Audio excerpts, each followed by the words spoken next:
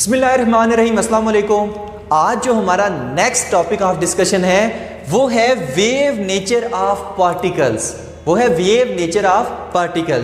देखिए, हम जानते हैं कि जो लाइट है वो डुअल नेचर रखती है। जो लाइट है वो डुअल नेचर रखती है, यानी कि पार्टिकल नेचर भी रखती है, पार्टिकल नेचर भी उसके पास है और वेव नेचर भी है।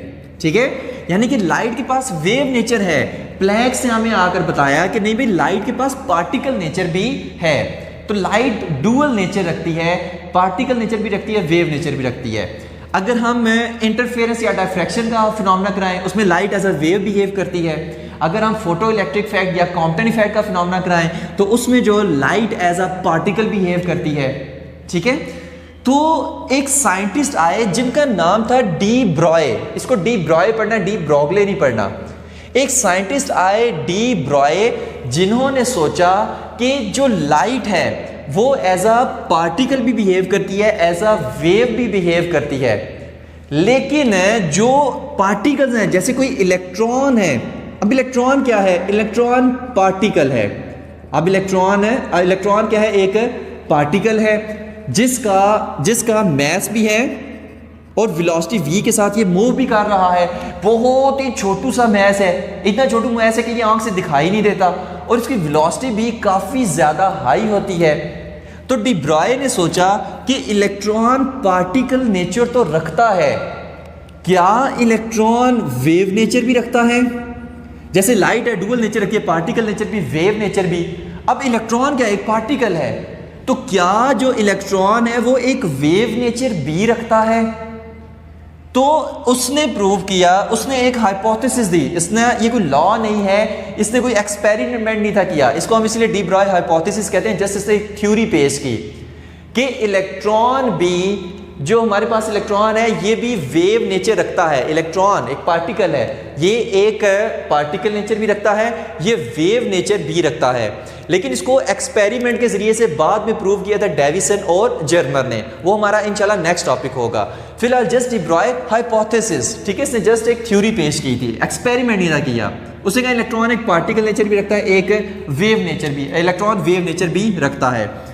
अगर इलेक्ट्रॉन वेव नेचर रखता है तो जाहिर है इसकी वेवलेंथ भी होगी। उसकी वेवलेंथ उसने कहा कि हम इस फार्मूले से प्रूव कर सकते हैं, lambda is equal to h/mv। ठीक है, लैम्डा इसमें क्या है? लैम्डा हमारे पास वेवलेंथ ऑफ इलेक्ट्रॉन, बताते हैं ये आता कहां से है। वेवलेंथ ऑफ इलेक्ट्रॉन है।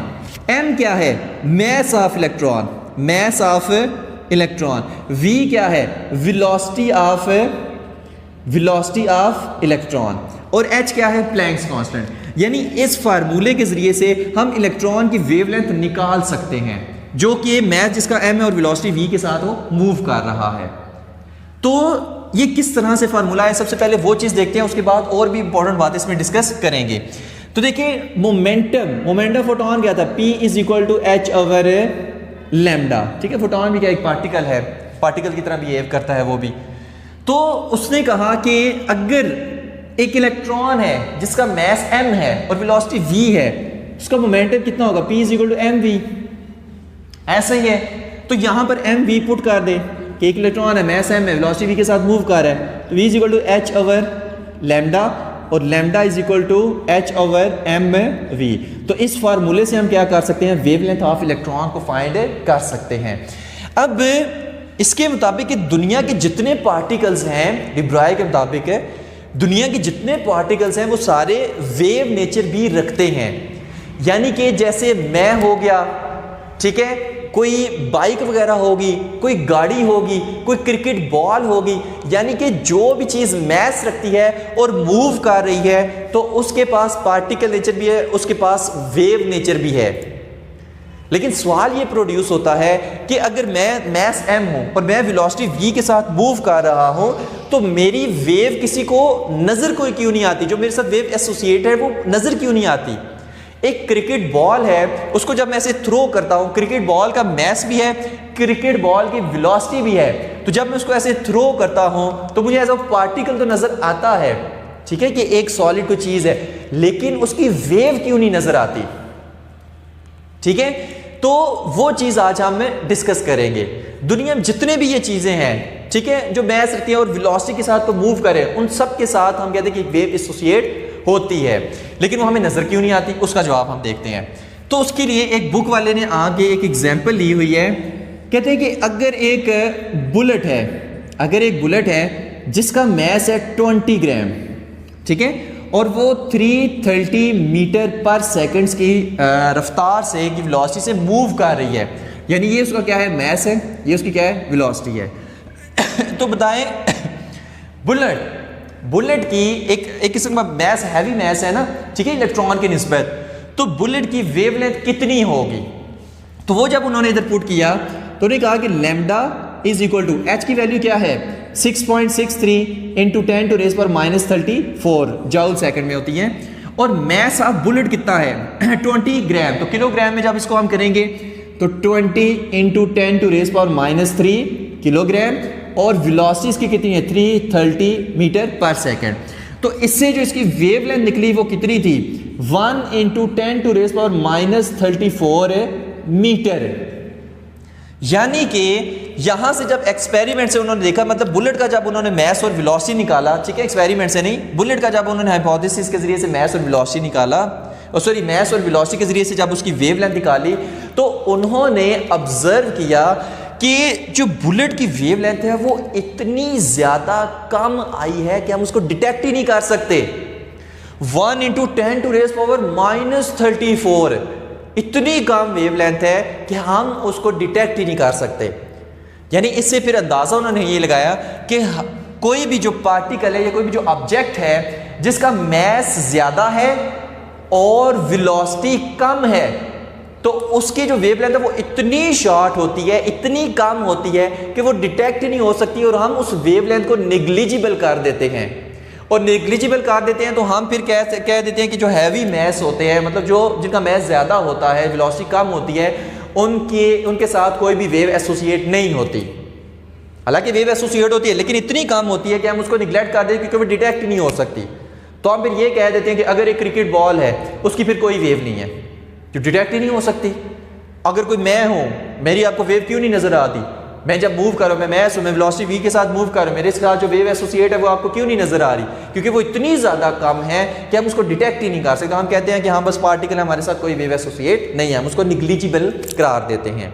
ठीक है, तो अगर आपसे कोई पूछे बॉल की वेवलेंथ कितनी है, ठीक है, फॉर एग्जाम्पल को आपको कहे कि क्रिकेट बॉल, तो आप क्या कहने उसके साथ कोई वेव एसोसिएट नहीं है, क्योंकि उसकी इतनी छोटी वेव होगी कि हम उसको डिटेक्ट ही नहीं कर सकते, हम उसको निग्लिजिबल करार दे देते हैं और हम कहते हैं कि क्रिकेट बॉल, उसके साथ कोई वेव एसोसिएट नहीं है। लेकिन इलेक्ट्रॉन को हमने कहा कि पार्टिकल नेचर भी रखता है, वेव नेचर भी रखता है।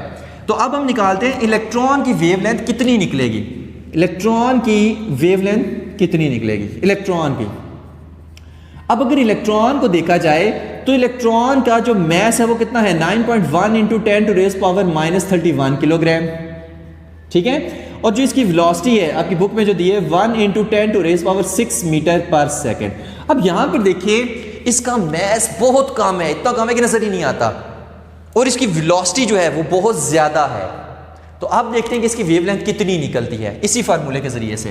तो पुट करेंगे lambda is equal to 6.63 into 10 to raise power -34, और m की वैल्यू कितनी है 9.1 इंटू 10 टू रेज पावर -31, और वेलोसिटी कितनी है 1 into 10 to raise power 6 metre per second.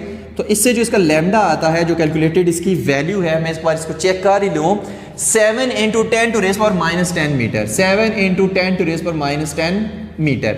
तो यहां पर देखिए कि इलेक्ट्रॉन की वेवलेंथ ज्यादा आई, यहां पर 10 टू रेज पावर -34 तो बहुत कम वेव थी, लेकिन यहां पर 10 टू रेज पावर -10 मीटर है, तकरीबन ये एक्स रेज की रेंज में ये आता है ये वेवलेंथ।